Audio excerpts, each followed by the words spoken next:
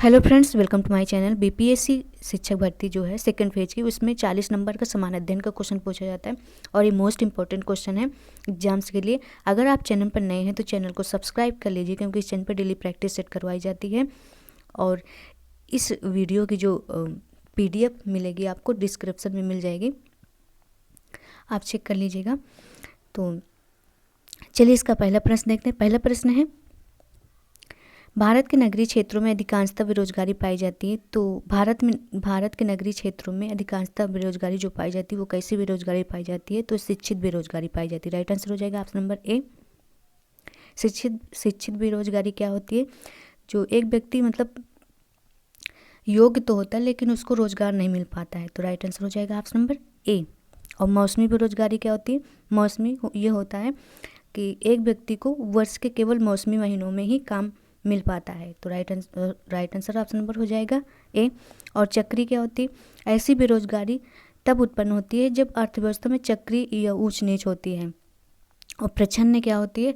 यह एक ऐसी स्थिति है जिसमें वास्तव में आवश्यकता से अधिक लोगों को रोजगार में शामिल किया जाता है। तो राइट आंसर ए हो जाएगा। नेक्स्ट क्वेश्चन है, निम्नलिखित में से कौन से कारक जनसंख्या की गुणवत्ता को बढ़ाते हैं? इसमें पूछा गया कौन से कारक हैं जो जनसंख्या की गुणवत्ता को बढ़ाते हैं। तो कौन से कारक हैं? एक तो है साक्षरता दर, ये भी बढ़ाता है। कौशल निर्माण, ये भी बढ़ाता है। और लोगों का स्वास्थ्य, ये सभी जो है ये जनसंख्या गुणवत्ता को बढ़ाते हैं। तो इसका राइट आंसर हो जाएगा option number D. Next question है, सांख्यिकी रूप से भारत में बेरोजगारी की दर क्या है? सांख्यिकी रूप से भारत की बेरोजगारी की दर क्या है? तो इसकी दर है निम्न है। राइट आंसर हो जाएगा ऑप्शन नंबर बी। सांख्यिकी दृष्टि से भारत में बेरोजगारी की दर जो है वो निम्न है।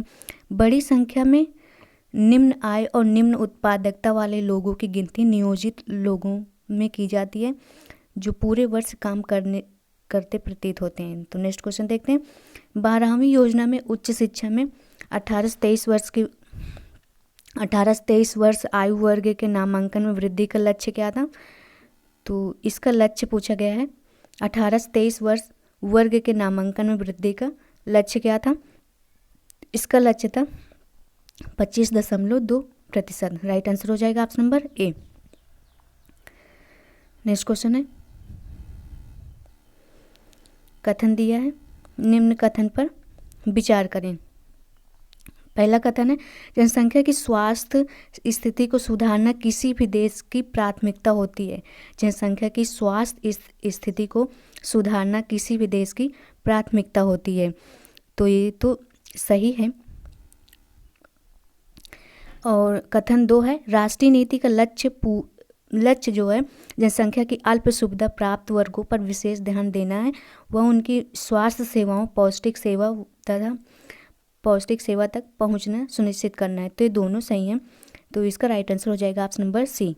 नेक्स्ट है, निम्नलिखित में से कौन सी समिति गरीबी के आकलन से संबंधित नहीं है?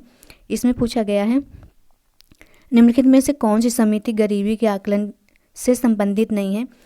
तो ये है भगवती समिति जो है नहीं है, और बाकी सभी सही हैं। तो इसका जो राइट आंसर हो जाएगा ऑप्शन नंबर डी हो जाएगा। भगवती समिति का संबंध जो होता है वो गरीबी के आकलन से नहीं होता है, बल्कि इसका संबंध बेरोजगारी से होता है। तो नेक्स्ट क्वेश्चन देखते हैं। नेक्स्ट क्वेश्चन है, गरीबी संबंधी समितियों और उनके गठन के वर्ष को सही सुमेलित करें। तो इसका सुमेलित करना है, तो इसका सही सुमेलित कर लेते हैं। डांटेकर तथा रथ समिति, इसका हो जाएगा 1971। वाई के अलग समिति, इसका हो जाएगा 1979। और DT लकड़ावाला समिति का हो जाएगा 1989। और सुरेन तेंदुलकर समिति का हो जाएगा 2005। तो इसका जो राइट आंसर हो जाएगा ऑप्शन नंबर बी हो जाएगा। नेक्स्ट क्वेश्चन है, वर्ष 2009 में प्रस्तुत तेंदुलकर समिति की अनुशंसाओं के आधार पर वर्ष 2011-12 में भारत में गरीबी अनुपात का प्रतिशत रखा गया था। तो कितना प्रतिशत रखा गया था? इधर देखते हैं, तो कितना प्रतिशत रखा गया था इसका? तो ये रखा गया था 21.9%। राइट आंसर हो जाएगा option number C. Next question है, मौसमी भुखमरी किस क्षेत्र में प्रचलित है? मौसमी भुखमरी किस क्षेत्र में प्रचलित है? तो किस क्षेत्र में है ग्रामीण क्षेत्रों में। राइट आंसर हो जाएगा बी। यह ग्रामीण क्षेत्रों में कृषि क्रियाओं की मौसमी प्राकृतिक कारण या अत्यधिक यहाँ प्रचलित होती है। नेक्स्ट क्वेश्चन है, भारत की उस योजना का नाम क्या है जिसमें गरीबों में से सबसे गरीब लोग आते हैं? उस योजना का नाम क्या है जिसमें गरीबों में से सबसे गरीब लोग आते हैं? तो क्या नाम है उस योजना का? तो इसका यह है अंत्योदय अन्न योजना। राइट आंसर हो जाएगा सी।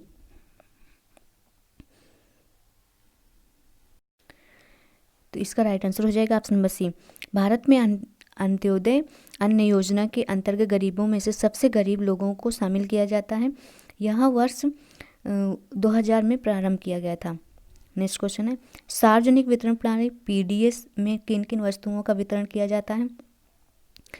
तो इसमें किन किन वस्तुओं का वितरण किया जाता है पूछा है। तो इसमें किया जाता है गेहूं, चावल, मिट्टी का तेल और चीनी, सभी किया जाता है। इनमें से जो राइट आंसर हो जाएगा ऑप्शन नंबर हो जाएगा डी। सार्वजनिक वितरण प्रणाली खाद्य सुरक्षा करने की दिशा में भारत सरकार का सर्वाधिक महत्वपूर्ण कदम है। प्रारंभ में यह सबके लिए थी और निर्धनों और गैर निर्धनों के लिए कोई भेद नहीं किया जाता था। इस योजना में पात्र परिवारों को गेहूं, चावल, चीनी और मिट्टी का तेल वितरण किया जाता है। नेक्स्ट है, ऋण शर्तों के अंतर्गत कर्जदार उधारदाता को गारंटी देने के रूप में किसका इस्तेमाल करता है? तो किसका इस्तेमाल करता है? भूमि करता है, इमारत का करता है, गाड़ी व पशु करता है, बैंक में पूंजी करता है। तो ये सभी करता है। इसका जो राइट आंसर हो जाएगा ऑप्शन नंबर हो जाएगा डी। नेक्स्ट है, निम्न में से सही सुमेलित करना है इसका। इसमें पूछा गया है 10 के नोट में, 20 के नोट में, 50 के और 100 के नोट, 200 नोट में क्या चित्र बना है, प्रतीक क्या है? तो इसका मिलान कर लेते हैं। 10 के नोट में जो बना है वो कोणार्क सूर्य मंदिर बना है। 20 के नोट में जो बना है एलोरा गुफा बना है। और 50 के नोट में जो बना है हम्पी मंदिर बना है। और 100 के नोट में जो बना है रानी की वाव बना है। और 200 में जो बना है वो सांची का स्तूप बना है। तो इसका जो राइट आंसर हो जाएगा ऑप्शन नंबर हो जाएगा ए। नेक्स्ट क्वेश्चन है, भारत में 20 के नोटों की छपाई किस प्रिंटिंग प्रेस में होती है? तो किस प्रिंटिंग प्रेस में होती है 20 रुपए के नोटों की छपाई? तो ये होती है देवास के प्रिंटिंग प्रेस में। राइट आंसर हो जाएगा ऑप्शन नंबर ए। नेक्स्ट है, किसकी संस्तुति पर राष्ट्रीय प्रतिदर सर्वेक्षण एनएसएस की स्थापना भारत सरकार के वित्त मंत्रालय में की गई थी? तो किसकी संस्तुति पर की गई थी? तो ये की गई थी प्रोफेसर पीसी महाल नोबिस के। राइट आंसर हो जाएगा ऑप्शन नंबर बी। नेक्स्ट है, एनएसएसओ तथा सीएसओ का एकीकरण करके एनएसओ की स्थापना किस वर्ष में की गई थी? तो ये किस वर्ष में की गई थी? तो ये 2019 में की गई थी। राइट आंसर हो जाएगा बी। नेक्स्ट है, किस समिति की संस्तुति पर एनएससी की स्थापना की गई थी? तो किस समिति की संस्तुति पर की गई थी? तो इसमें पूछा गया है, तो इसका राइट आंसर हो जाएगा ऑप्शन नंबर ए, श्रीरंगराजन की संस्तुति पर। राइट आंसर हो जाएगा ऑप्शन नंबर ए। श्रीरंगराजन समिति की संस्तुति 2001 पर जून 2005 को सरकार ने नेशनल कमीशन का प्रस्ताव स्वीकार किया था तथा सुरेश तेंदुलकर की अध्यक्षता में 12 जुलाई 2006 में इनसे अपना कार्य शुरू किया था। तो राइट आंसर हो जाएगा ऑप्शन नंबर ए। नेक्स्ट है, स्वतंत्रता पूर्व दादा भाई नौरोजी द्वारा राष्ट्रीय आय का अनुमान किस वर्ष लगाया गया था? तो किस वर्ष लगाया गया था? 1968 में। राइट आंसर हो जाएगा ऑप्शन नंबर डी। स्वतंत्रता पूर्व राष्ट्रीय आय के अनुमान का प्रथम प्रयास जो दादा भाई नौरोजी ने 1868 में किया था और प्रथम वैज्ञानिक अनुमान VKRV राव ने किया था। नेक्स्ट क्वेश्चन है, निम्नलिखित में से किस पड़ोसी देश की मानव विकास के लिहाज से स्थिति भारत से बेहतर है? तो किसकी बेहतर है? तो राइट आंसर हो जाएगा ऑप्शन नंबर बी, श्रीलंका से। राइट आंसर हो जाएगा ऑप्शन नंबर बी। विश्व व्यापार संगठन का उद्देश्य नहीं है। इसमें पूछा गया है विश्व व्यापार संगठन का उद्देश्य नहीं है, तो क्या उद्देश्य नहीं है?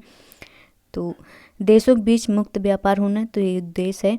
व्यापारिक अवरोध नहीं होना चाहिए, ये भी उद्देश्य है। नागरिकों के आवागमन पर रोक नहीं होना चाहिए, तो विश्व व्यापार संगठन का जो उद्देश्य है ये नहीं है पूछा है, तो इसका राइट आंसर हो जाएगा option number C. Right answer option number C हो जाएगा।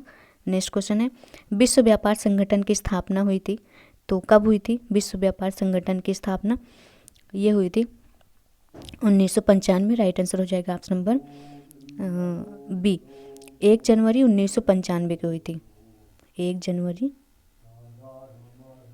लिख लेना, 1 जनवरी 1995। नेक्स्ट क्वेश्चन है, विश्व व्यापार संगठन WTO का मुख्यालय क्या है? WTO का मुख्यालय कहाँ है? तो इसका मुख्यालय है जिनेवा में। राइट आंसर हो जाएगा बी। नेक्स्ट क्वेश्चन है, वर्तमान में WTO में सदस्यों की संख्या कितनी है? तो सदस्यों की संख्या पूछा है, ये है 164। राइट आंसर बी हो जाएगा। नेक्स्ट है, ISI शब्द चिन्ह लोगों देखा जा सकता है, तो चिन्ह देखा जा सकता है ISI, तो किस में देखा जा सकता है? तो ये देखा जा सकता है बिजली के सामान पर। राइट आंसर हो जाएगा डी। नेक्स्ट है, भारत में छोटे व बड़े किसानों के अनुपात है। भारत में छोटे व बड़े किसानों की अनुपात क्या है? तो ये है 80:20। राइट आंसर हो जाएगा डी। नेक्स्ट है, पावर लूम फैक्ट्री है। पावर लूम फैक्ट्री है, इसका राइट आंसर हो जाएगा, पावर लूम फैक्ट्री है, बिजली से चलने वाले ये करघे होते हैं। राइट आंसर हो जाएगा option number A. Next question है, मजदूरों के काम करने की परिस्थितियों को किस आधार पर मापा जा सकता है?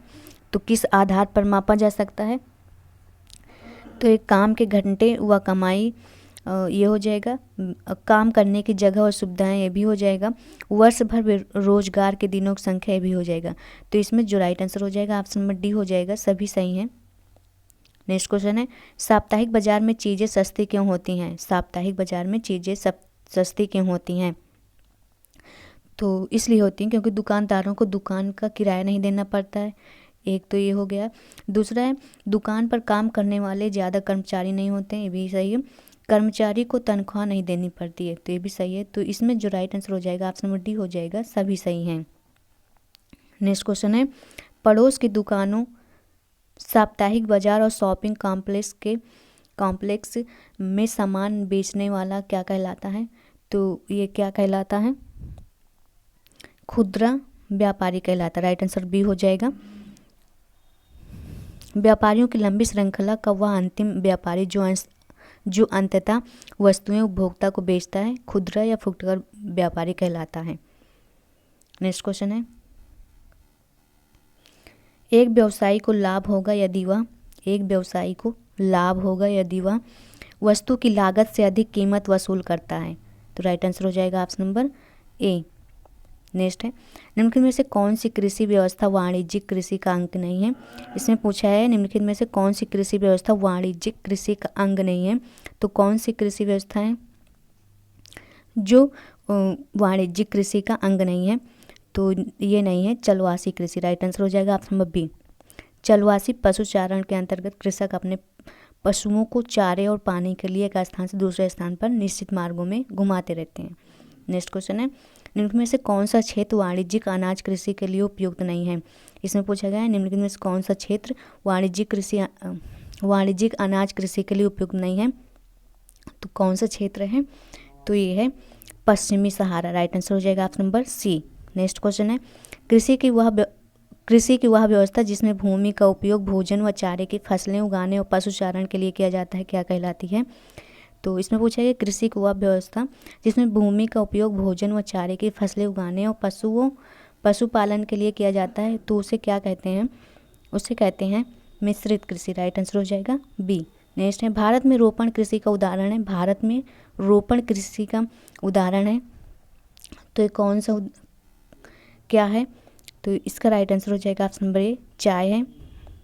रोपण कृषि वाणिज्यिक कृषि का एक प्रकार है जहाँ चाय, कहुआ, काजू, केला, कपास की एकल फसल उगाई जाती है? मलेशिया में रबड़, ब्राज़ील में कौवा, भारत और श्रीलंका में चाय इसके उदाहरण देखे जाते हैं। नेक्स्ट क्वेश्चन है, दिए गए प्रश्न में कौन सा विकल्प सही है? इसमें पूछा गया है दिए गए विकल्प में कौन सा विकल्प सही है। ये देख लेते हैं, किसी क्षेत्र विशेष में लोगों के आने जाने को प्रवास कहते हैं, तो सही है। बी है, उत्प्रवासी वे लोग होते हैं जो देश को छोड़ते हैं, तो ये भी सही है। अप्रवासी वे लोग होते हैं जो देश में आते हैं, तो ये भी सही है। जनसंख्या संगठन यह सहायता करता है कि कितने पुरुष व कितने स्त्रियां हैं, किस आयु वर्ग के हैं, शिक्षा व व्यवसाय उनका क्या है, तो ये भी सही है। तो इसमें से सभी राइट आंसर हो जाएगा। राइट आंसर हो जाएगा ऑप्शन नंबर डी, उपर्युक्त सभी। नेक्स्ट है, उभरते हुए उद्योगों को किस नाम से जाना जाता है? उभरते हुए उद्योगों को किस नाम से जाना जाता है? तो ये किस नाम से जाना जाता है? सनराइज उद्योग के नाम से। राइट आंसर हो जाएगा ऑप्शन नंबर बी। उभरते हुए उद्योग सनराइज उद्योग के नाम से जाना जाता है। इसमें सूचना प्रौद्योगिकी, स्वास्थ्य लाभ, सरकार व ज्ञान से संबंधित उद्योग शामिल होते हैं। नेक्स्ट क्वेश्चन है, भारत में सूचना प्रौद्योगिकी उद्योग का प्रमुख केंद्र कहाँ है? भारत में सूचना प्रौद्योगिकी उद्योग का प्रमुख केंद्र कहाँ है? तो इसका केंद्र है बेंगलुरु में। राइट आंसर हो जाएगा डी। नेक्स्ट क्वेश्चन है, ऐसी प्रक्रिया जिसमें धातुओं को उसके अयस्कों द्वारा गलनांक बिंदु से अधिक तपाकर निष्कर्षित किया जाता है, उसे क्या कहते हैं?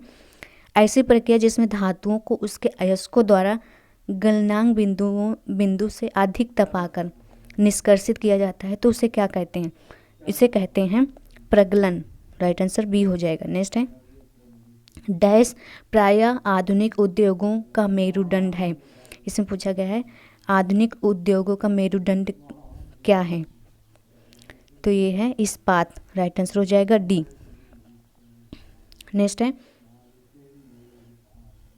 कथन पूरा कीजिए। अनवीकरणीय संसाधन होते हैं, तो अनवीकरणीय संसाधन होते हैं, तो कौन सा इसका राइट आंसर हो जाएगा?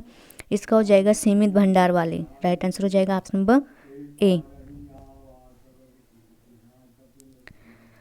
अगर वीडियो अच्छी लगी हो तो लाइक कर दीजिएगा और चैनल को सब्सक्राइब कर लीजिएगा, और इसकी वीडियो कमेंट बॉक्स में मिल जाएगी। मिलते हैं नेक्स्ट वीडियो में।